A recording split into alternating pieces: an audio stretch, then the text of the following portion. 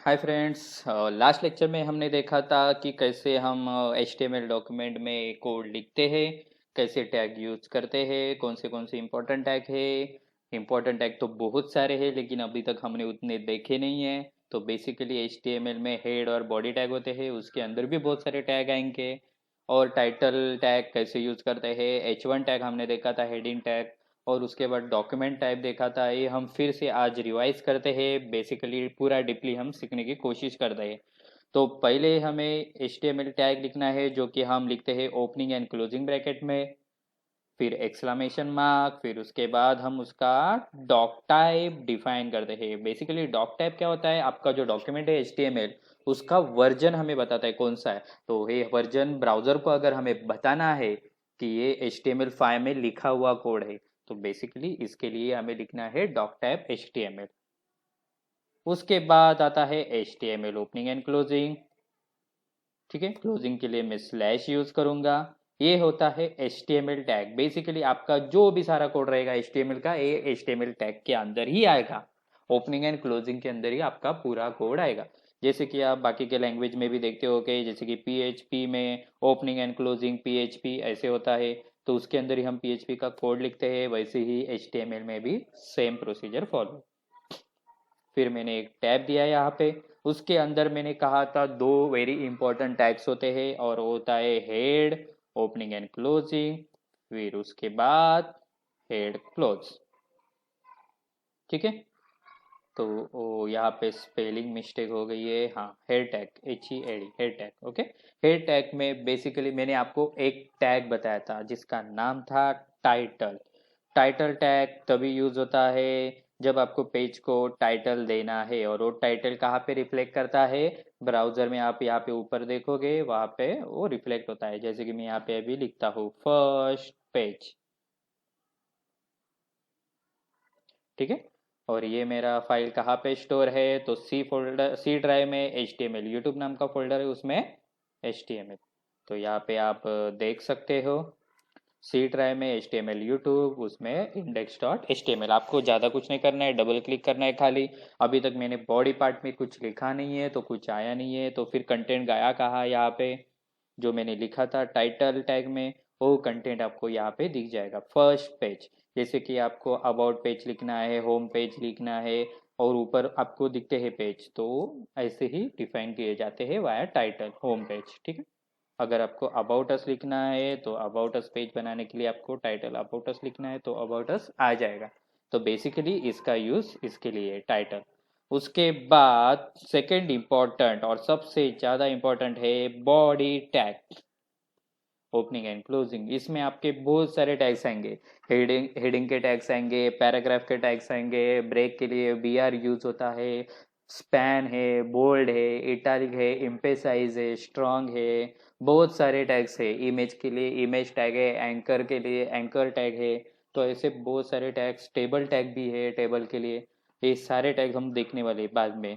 Okay, step by step हम जाने वाले। तो बेसिकली ये बॉडी टैग्स होता है जो हमें कहाँ पे इंफॉर्मेशन दिखाएगा, ये ब्राउजर पेज पे दिखाएगा। जैसे कि बेसिकली एक पैराग्राफ टैग में आपको दिखाता हूँ, opening and closing paragraph tag, और इसमें लिखता हूँ this is paragraph tag. Okay.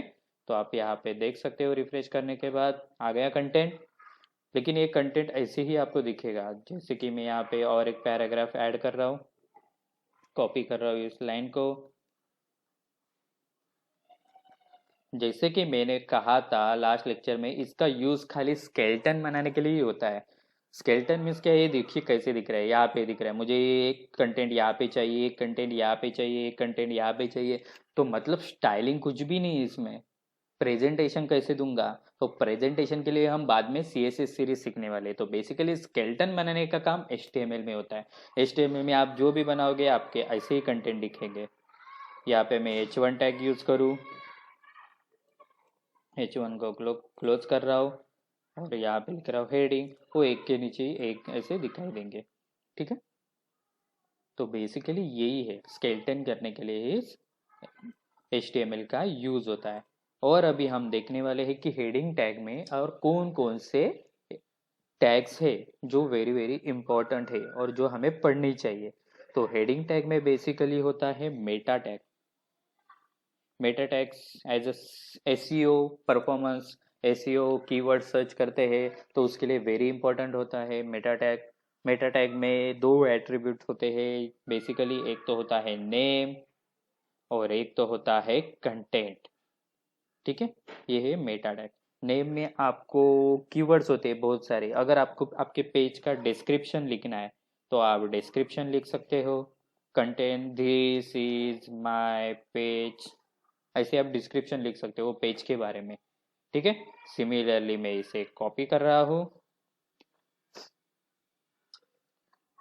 उसके बाद आपको कीवर्ड लिखना है, कौन से कीवर्ड से सर्च करने के बाद ये पेज दिखना चाहिए, तो आप यहाँ पे कीवर्ड भी लिख सकते हो, आपके पेज रिलेटेड कीवर्ड।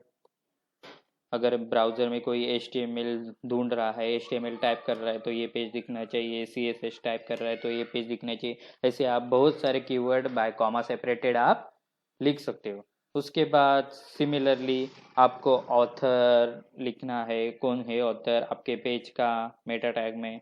जब भी गूगल में कोई ऑथर नेम से सर्च करता है, मतलब ये पेज किसका है, तो ये पेज है जॉन का, तो जॉन जॉन शो करके एक नाम है, तो जॉन शो करके कोई सर्च करेगा तो उसका ये पेज यहाँ पे डिस्प्ले हो जाएगा। तो बेसिकली ये सारी एसईओ रिलेटेड थिंग्स हम यहाँ पे डिफाइन कर सकते हैं। तो आप बोलोगे ये नेम क्या है, एक कंटेंट क्या है। बेसिकली एक टैग है और हर एक टैग के कुछ एट्रीब्यूट्स होते हैं, और ये होता है एट्रीब्यूट्स। एट्रीब्यूट्स क्या करते हैं, एक एक्स्ट्रा इन्फॉर्मेशन प्रोवाइड करते हैं उस टैग के बारे में। जैसे कि यहाँ पे एक्स्ट्रा इन्फॉर्मेशन क्या प्रोवाइड की है, एक एट्रीब्यूट को नेम दिया है, नेम में क्या है तो डिस्क्रिप्शन, उसकी वैल्यू, ये है एट्रीब्यूट एंड ये उसकी वैल्यू। और कंटेंट भी एक एट्रीब्यूट है और ये इसकी वैल्यू है। समझ लीजिए। आपको कुछ इसमें डाउट रहेगा तो प्लीज़ पूछिए कमेंट में। तो बेसिकली ये एट्रीब्यूट वैल्यू पेयर में रहते हैं एट्रीब्यूट्स। ठीक है, की एंड वैल्यू पेयर भी आप कह सकते हैं, जस्ट लाइक एन एरे। जब आप प्रोग्रामिंग सीखोगे आगे जाके तो आपको पता चलेगा की एंड एरे क्या होता है। तो नेम में जैसे कि मैंने डिस्क्रिप्शन डाला है, डिस्क्रिप्शन तो पेज का डिस्क्रिप्शन, जो भी कंटेंट है यहाँ पे आप लिख सकते हो।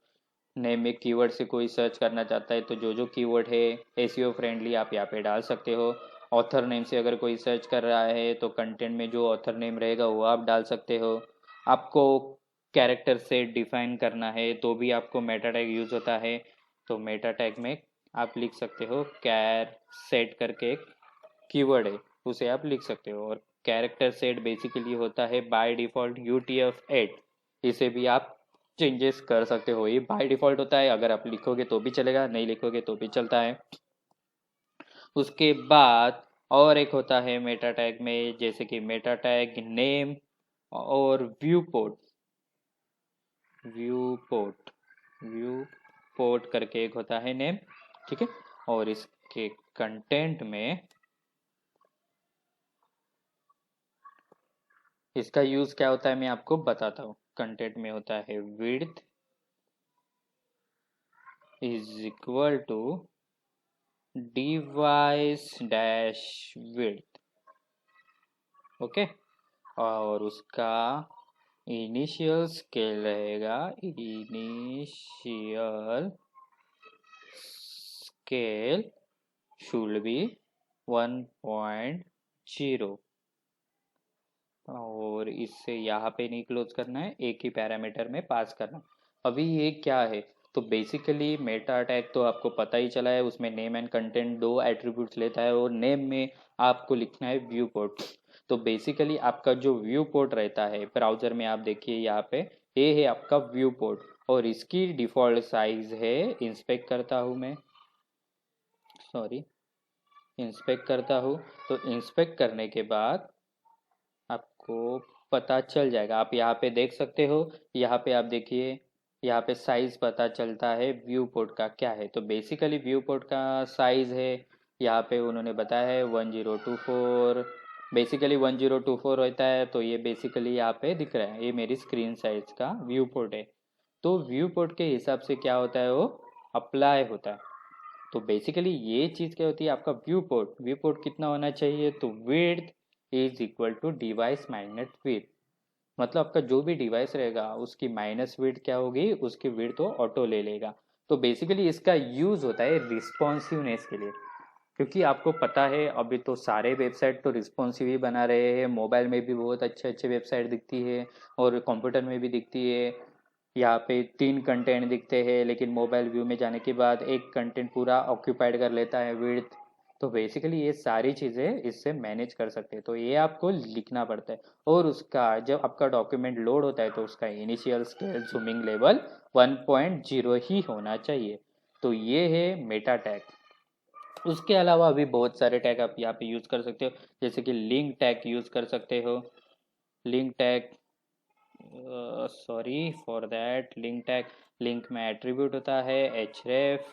तो यहाँ पे आप लिंक देख सकते हो, आपको स्टाइल देना है, स्टाइल आप सीखोगे CSS में तो आप स्टाइल भी देख सकते हो हेडिंग टैग में।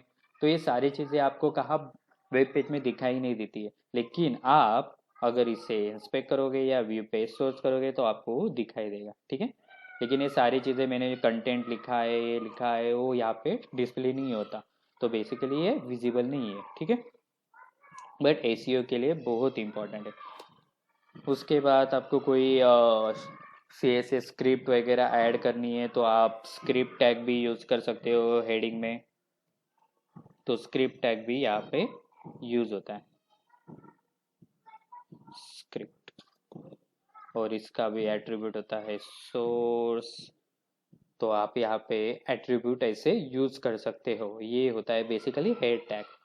अगर हेड टैग में कुछ डाउट है तो प्लीज़ कमेंट में लिखिए। और ये वीडियो अच्छा लगा रहेगा तो प्लीज़ चैनल को सब्सक्राइब कीजिए, लाइक कीजिए, शेयर कीजिए वीडियो को, और बेल आइकन को दबाना मत भूलिए। तो आपको ऐसे मैं वीडियो बनाते जाऊंगा, आपको नोटिफिकेशन मिलती रहेगी। Thanks for watching this video.